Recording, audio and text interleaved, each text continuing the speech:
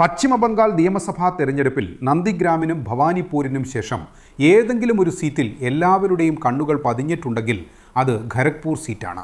ഖരഗ്പൂർ സീറ്റിൽ ഒരിക്കൽ കൂടി ഭാരതീയ ജനതാ പാർട്ടിയിൽ നിന്ന് അവരുടെ പാർട്ടിയിലെ മുതിർന്ന നേതാവായ ദിലീപ് ഘോഷ് തെരഞ്ഞെടുപ്പ് രംഗത്തുണ്ട്. ദിലീപ് ഘോഷ് 2016 ആദ്യമായി ഈ സീറ്റ് നേടിയപ്പോൾ അന്ന് BJPയുടെ 3 MLAമാരാണ് തിരഞ്ഞെടുക്കപ്പെട്ടത്. അതിലൊരാൾ ഖരഗ്പൂരിൽ നിന്നുള്ള ദിലീപ് ഘോഷുമായിരുന്നു. ഇത്തവണ ദിലീപ് ഘോഷിന്റെ മത്സരം തൃണമൂൽ കോൺഗ്രസിന്റെ പ്രദീപ് സർക്കാരുമായാണ്. പ്രദീപ് സർക്കാർ 2019 ദിലീപ് ഘോഷ് ലോക്സഭയിലേക്ക് വിജയിച്ചപ്പോൾ ആ സമയത്ത് ഒരു ഉപതെരഞ്ഞെടുപ്പ് നടന്നിരുന്നു. ഉപതെരഞ്ഞെടുപ്പിൽ ഈ സീറ്റിൽ പ്രദീപ് സർക്കാർ വിജയിച്ചിരുന്നു. എന്നാൽ 2021 പൊതു നിയമസഭാ തിരഞ്ഞെടുപ്പിൽ BJPക്ക് ഈ സീറ്റ് നിലനിർത്താൻ വീണ്ടും കഴിഞ്ഞു. ഈ സീറ്റിനെ BJPയും തൃണമൂലും തങ്ങളുടെ അഭിമാന പ്രശ്നമാക്കി മാറ്റിയിരിക്കുകയാണ്. കേന്ദ്ര ആഭ്യന്തരമന്ത്രി അമിത് ഷാ ഇതിനകം ഇവിടെ റോഡ് ഷോ നടത്തിയിട്ടുണ്ട്. കൂടാതെ BJPയുടെ മറ്റ് പല മുതിർന്ന നേതാക്കളും പ്രചാരണം അവസാനിക്കുന്നതിന് മുൻപ് തെരഞ്ഞെടുപ്പ് പ്രചാരണത്തിനായി ഇവിടെ എത്തും. തൃണമൂൽ കോൺഗ്രസിൽ നിന്ന് പാർട്ടി മേധാവി മമതാ ബാനർജിയോ അഭിഷേക് ബാനർജിയോ ആകട്ടെ, അവരുടെ പ്രചാരണവും ഇവിടെ നടക്കുന്നുണ്ട്. അതോടൊപ്പം തൃണമൂൽ കോൺഗ്രസിൻ്റെ ഭാഗത്തു നിന്ന് മറ്റ് പാർട്ടി നേതാക്കളും മറ്റ് താരപ്രചാരകരും ഇവിടെ വരുന്നുണ്ട്. പക്ഷേ എല്ലാ ഉത്തരവാദിത്തവും ഒരിക്കൽ കൂടി ജനങ്ങളുടെ ചുമലിലാണ്. തങ്ങളുടെ പ്രവർത്തനങ്ങൾ കാരണവും തങ്ങളെ എളുപ്പത്തിൽ സമീപിക്കാൻ കഴിയുന്നതുകൊണ്ടും ജനങ്ങൾ ഒരിക്കൽ കൂടി തങ്ങളെ വിജയിപ്പിക്കുമെന്ന് 2 നേതാക്കളും അവകാശപ്പെടുന്നു.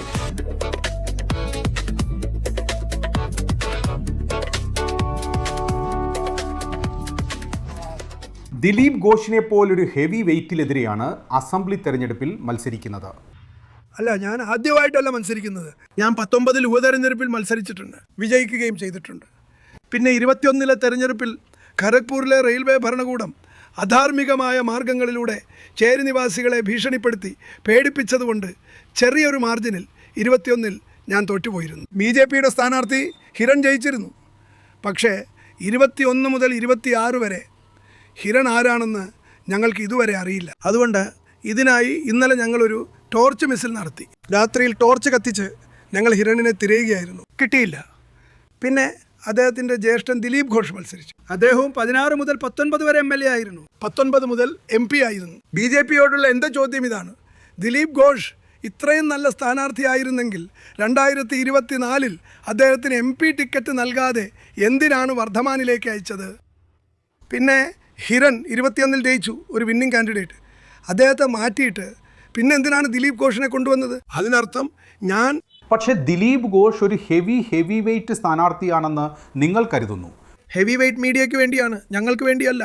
അദ്ദേഹത്തിന് എന്ത് വെയിറ്റ് ഉണ്ടെന്ന് അന്ന് 4-ാം തീയതി നിങ്ങൾക്ക് മനസ്സിലാവും. അദ്ദേഹം മീഡിയയ്ക്ക് വേണ്ടിയുള്ള ഹെവി വെയ്റ്റാണ്. സ്ത്രീകളെ അപമാനിക്കുന്ന തരത്തിൽ സംസാരിക്കുന്ന കാര്യത്തിൽ 1-ാം നമ്പറാണ്. അഹങ്കാരിയാണ്. ഒരു പണിയും ചെയ്യാൻ പോകുന്നില്ല. വെറും ഡയലോഗും ചായ കുടിച്ചുള്ള ചർച്ചയും ഇതല്ലാതെ അയാൾക്ക് വേറൊന്നുമില്ല. അപ്പോൾ ഖരഗ്പൂരിലെ ആളുകൾക്ക് ഇത് മനസ്സിലായിട്ടുണ്ട്. അതുകൊണ്ട് അവരൊരു തീരുമാനം എടുത്തിട്ടുണ്ട്. തങ്ങളുടെ സ്വന്തം മകന് ആരെയാണോ 24 മണിക്കൂറും കിട്ടുന്നത് അയാൾക്ക് വോട്ട് ചെയ്യുമെന്ന്. നിങ്ങളുടെ സ്കിന്നിനെ കുറിച്ചും കമൻറ്റ് ചെയ്തു. അതെ, അത് തന്നെയാണ് കാര്യം. ഞാൻ അതിനെന്ത് മറുപടിയാണ് കൊടുത്തത്?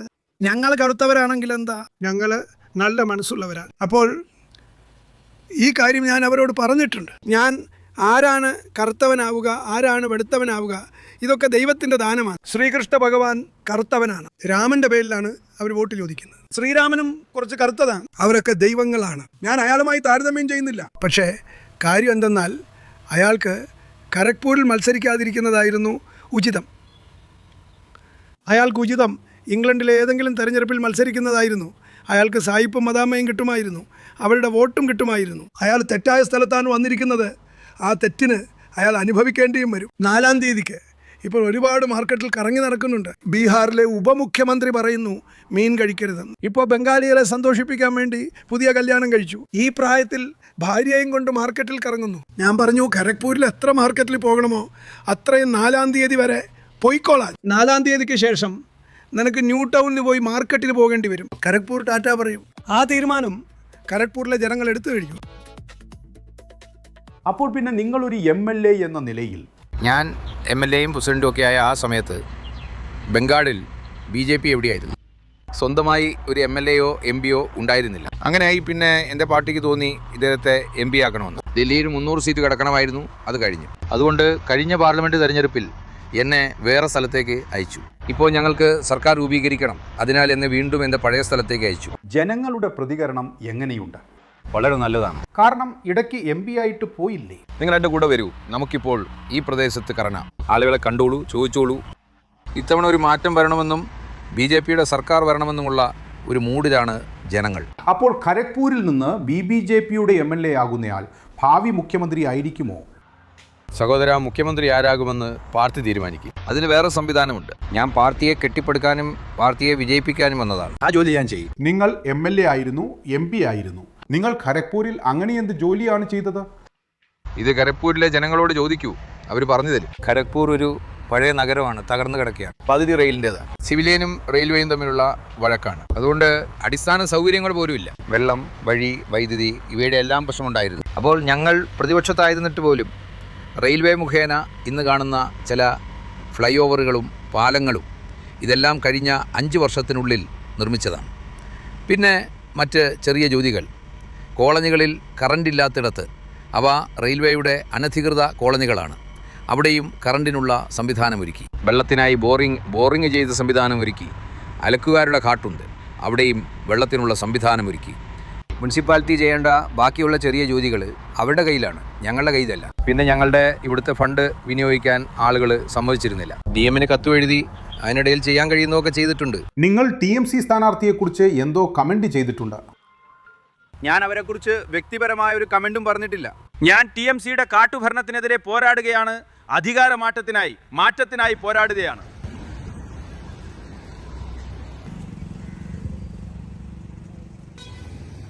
ഖരഗ്പൂരിൽ നിന്ന് പ്രദീപ് സർക്കാർ ചെയ്തിട്ടുണ്ട്. ഖരഗ്പൂരിന് വേണ്ടി ചെയ്തിട്ടുണ്ട്, ഒരുപാട് കാര്യങ്ങൾ ചെയ്തിട്ടുണ്ട്.